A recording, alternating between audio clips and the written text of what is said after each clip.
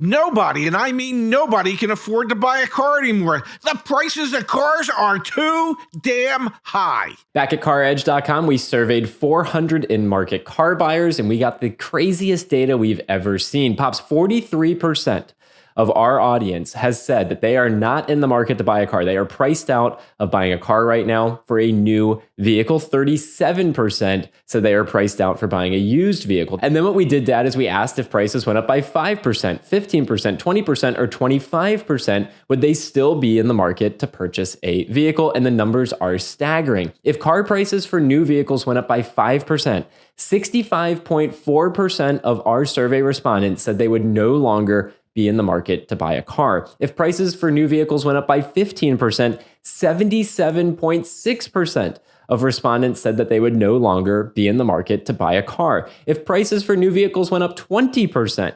82.3% of respondents said that they would take themselves out of the market. And if prices go up 25%, which is an important number because that is the tariff that is being placed on new vehicles imported to the United States, 83.3% of respondents would take themselves out of the market, leaving 16.7% of shoppers in the market for a new vehicle. This data demonstrates what you just said, which is prices are too damn high. Well, they're too damn high for the average American. I mean, that's what it shows. If prices go up 5% and fully 2/3 of the population, the buying population out there says, I can no longer afford to buy a car, then you're already at the vast majority of Americans don't feel as if they can participate anymore when it comes to buying a new car. That is a staggering number. That is a number that suggests you're in one of two camps.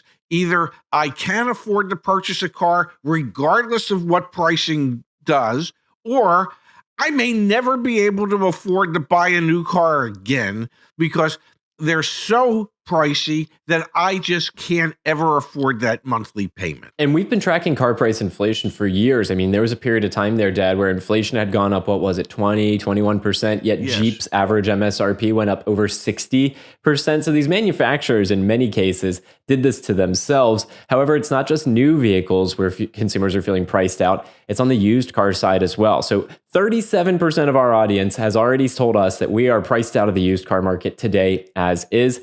And if prices for used vehicles went up 5%, then 59.5% said they would drop out of the market. So nearly, 6 out of 10 shoppers saying no can do on a used vehicle. If prices for used cars go up 15%, 73.7% of respondents said that they would drop out of the market. If used vehicle prices go up 20%, we're up to 79.3% of respondents taking themselves out of the market. And similarly to new vehicles, Dad, if used car prices go up by 25%, we anticipate seeing 82.4% of the market choose to not participate. Those are staggering numbers. They are, and I can tell you, based on what we're seeing at the auctions and based on offers that we have received on cars that we track through Carvana and other sources, the prices are already going up more than 5%. It's going to put a lot of people out of the market when it comes to a used car. Absolutely. And it's more important than ever before to track the value of your vehicle. So go to CarEdge.com, click on What's My Car Worth, and make sure you've got your vehicle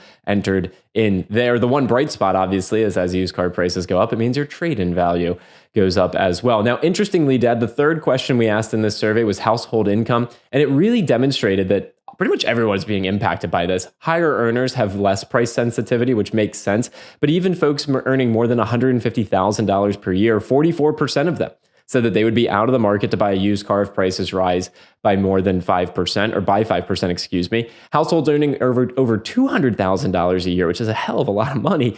32% of those prospective new car buyers said that they've already walked away. So that's even impacting some of the highest earners. And 25% of those $200,000 and more household earners have already walked away from the used car market. 9% of all new car buyers said they wouldn't change their plans regardless of price. And the number jumps to 24% among households earning $150,000 or more. So really what we're seeing here, Dad, is that car affordability impacts all earning levels, not just those that make the least, and heck, even not just those that make the most.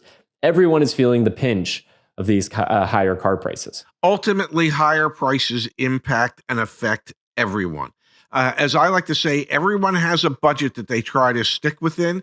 Even Warren Buffett and Bill Gates have budgets. They're just like, I don't know, bigger than most of ours. So as we see the impacts of tariffs on what's going on, it impacts everyone, regardless of income. And Dad, just to put this into context, those earning below $50,000 a year, 51% of them have already canceled their plans to purchase a new vehicle. So that number obviously goes up significantly higher as prices go up, but it really does demonstrate how much of the market has already been evaporated, eviscerated, eradicated. We really have transformed buying, owning, and even leasing a car from being something that is available to pretty much everyone that makes a living to really only being available for those who can afford to have an average monthly payment of $750+. And again, this data demonstrates if that payment goes from $750 up to over $900 with a 25% increase, you're really just getting rid of so many would-be shoppers.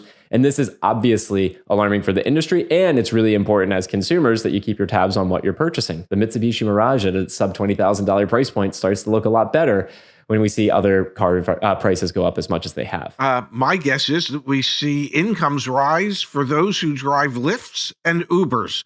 That could be the direction many people go, where they just say it's cheaper to take a Lyft or an Uber than it is to actually try and buy a new or a pre-owned car. Yeah, I think you could be onto something here. Let us know in the comments down below what questions you want to see us ask in future surveys. And Pops, thanks as always for reviewing the numbers. My pleasure. Thank you.